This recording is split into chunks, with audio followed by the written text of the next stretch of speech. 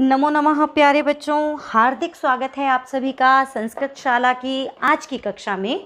और हम आज जो बच्चों करने वाले हैं वो है 8वीं कक्षा की तीसरी वर्कशीट, और जो कि तीसरे पाठ पर आधारित है। और आशा करती हूँ कि अभी तक आपने पाठ को अच्छे से समझ ही लिया होगा, और यदि नहीं समझा है तो इस वर्कशीट को करने से पहले आप पाठ को ज़रूर समझ लें।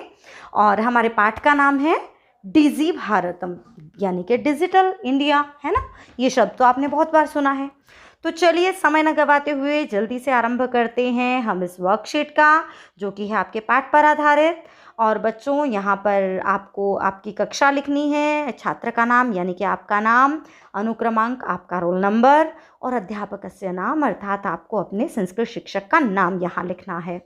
उसके बाद अनुच्छेदम पठित्वा प्रश्नान उत्तरत, अनुच्छेद को पढ़कर प्रश्नों के उत्तर दीजिए। देखिए बच्चों, वर्कशीट्स आपके पास इसीलिए तो भेजी जा रही हैं कि जिस तरीके से परीक्षा में आपके पास प्रश्न आने हैं उनका अभ्यास आपको हो सके। तो परीक्षा में किस प्रकार प्रश्न आएंगे उसका आज हम अभ्यास करेंगे और करना सीखेंगे कि इन्हें कैसे करें। तो देखिए बच्चों, ये पहरा आएगा, कोई भी जो पहरा आएगा आपके पास आपके पाठ्य पुस्तक पर आधारित, सबसे पहले हम उसे पढ़ेंगे। और क्योंकि आप इस पाठ को पहले पढ़ ही चुके होंगे तो इसकी हिंदी आप स्वयं भी कर सकते हैं, और मैं भी करवा रही हूँ। और फिर उसके बाद हम करेंगे प्रश्न। अद्य संपूर्ण विश्वे डिजिटल इंडिया इत्यस्य चर्चा श्रूयते।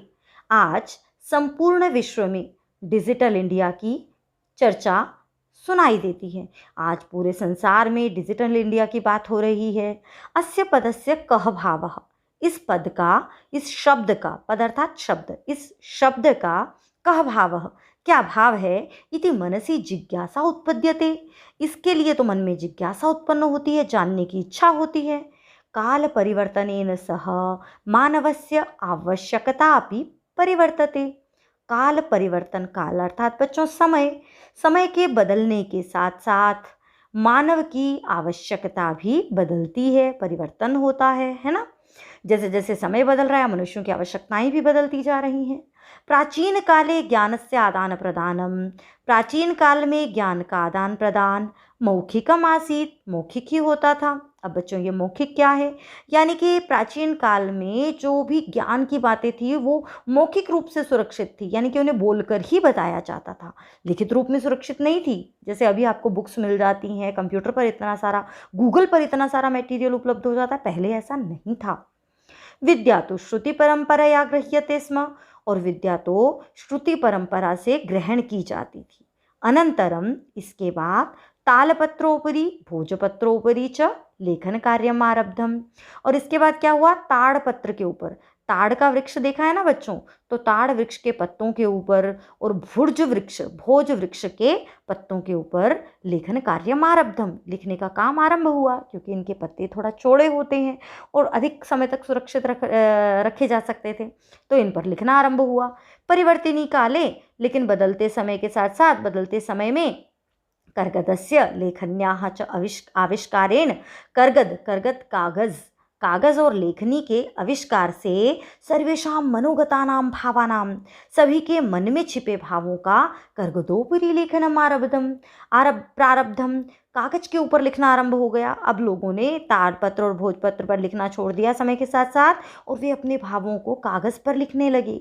टंकण यंत्र से आविष्कारेण तो, लेकिन और टंकण यंत्र के, यानी कि टंकण यंत्र जो टाइपिंग मशीन जो आती है बच्चों, और टंकण यंत्र में, वैसे तो संगणक यंत्र में भी टंकण यंत्र जो है वो मौजूद होता ही है, तो उसके आविष्कार से तो जो लिखित सामग्री थी वह टंकिता सती, वह टाइप करके बहुत काल तक सुरक्षित रहने लगी, बहुकालाय सुरक्षिता तिष्ठत।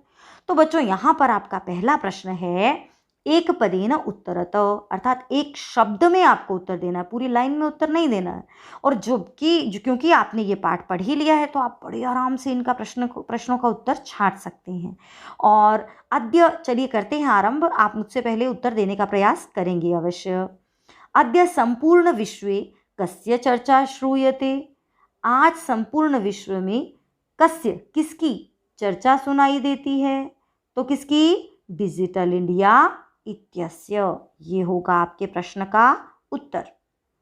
अनंतरम तालपत्रोपरि भोजपत्रोपरि च किम आरब्धम, और बाद में तालपत्र पर और भोजपत्र पर क्या आरंभ हो गया था। देखिए बिल्कुल साफ साफ समझ में आ रहा है हिंदी। अनंतरम बाद में ताड़पत्रों पर और भुर्ज के पत्रों पर क्या आरंभ हुआ था। तो क्या आरंभ हुआ था यहाँ पर है क्या आरंभ हुआ था बच्चों, लेखन कार्यम। ये हो जाएगा आपका उत्तर, केवल लेखन कार्यम, क्योंकि हमें एक शब्द में उत्तर देना है। अगला प्रश्न, परिवर्तिनी काले किम प्रारब्धम, बदलते समय में क्या आरंभ हुआ। चलिए बताइए जल्दी से, इसका उत्तर कहाँ है। बदलते समय में क्या आरंभ हुआ था, पहले ये हुआ फिर ये हुआ फिर परिवर्तिनी काले। अब पूर्ण वाक्य न उत्तरत, पूरे वाक्य में आपको इस प्रश्न का उत्तर देना है, तो पूरी पंक्ति को उठाना है और लिख देना है। परिवर्तिनी काले कर्गदस्य लेखन्याः च आविष्कारेण सर्वेषां मनोगतानां भावानां कर्गतोपरि लेखनम प्रारब्धम। तो ये पंक्ति हो जाएगी आपका उत्तर। अगला प्रश्न, टंकण यंत्रस्य आविष्कारेण का बहुकालाय सुरक्षिता तिष्ठत, टंकण यंत्र के आविष्कार से क्या बहुत समय तक सुरक्षित रहने लगा। बताइए, मिली आपको पंक्ति। टंकण यंत्रस्य आविष्कारेण तु लिखिता सामग्री टंकिता सती बहुकालाय सुरक्षिता अतिष्ठत। ये हो जाएगा आपके दूसरे प्रश्न का उत्तर। अब ये प्रश्न बच्चों, ये जो कि प्रश्न आपको मुश्किल लगता है, वास्तव में ये मुश्किल है नहीं, क्योंकि यदि आपको प्रश्न समझ में आ गया कि आपको करना क्या है, तो ये आपको बड़ा आसान लगेगा। अरे हमारा ये भी गलत होता था। तो चलिए करते हैं। परिवर्तिनी काले अनयोः पदयोः विशेषण पदम किम। देखिए बच्चों, जो इन्वर्टेड कोमास में शब्द है उसके बारे में बताना है। और क्या बताना है, ये यहाँ आपको दिया होगा। विशेषण बताना है, क्रिया या कर्ता क्या बताना है, विपर्यय बताना है, या इसके अर्थ में यानी कि पर्याय बताना है। तो अब चलिए हम देख लेते हैं। तो परिवर्तिनी काले, इन दोनों शब्दों में से हमें बताना है विशेषण। तो विशेषण यानी कि विशेषता बताने वाला शब्द। तो परिवर्तिनी काले बदलते हुए समय में, अब समय तो विशेषता नहीं बता रहा है, विशेषता बता रहा है बदलते हुए। तो ये हो जाएगा इसका उत्तर। अनुच्छेदे परिवर्तते इत्यस्य क्रियापदस्य कर्तृपदम किम। अनुच्छेद में परिवर्तते, इसका यानी कि बदल रहा है, इसका कर्ता क्या है, इस क्रिया का कर्ता क्या है। तो बच्चों क्रिया तो दे ही दी है, क्रिया का कर्ता पूछा है। चलिए आपको ये मैं अनुच्छेद में बताती हूँ। परिवर्तते बदल रहा है या बदलती है, तो क्या बदलती है, आवश्यकता। ये होगा इसका कर्ता। तो चलिए आगे चलते हैं। उसके बाद है आदानम। अनुच्छेद में आदानम इति पदस्य, इस शब्द का कः विपर्ययः आगतः, क्या विपर्यय आया है, क्या विलोम आया है। विलोम मतलब उल्टा।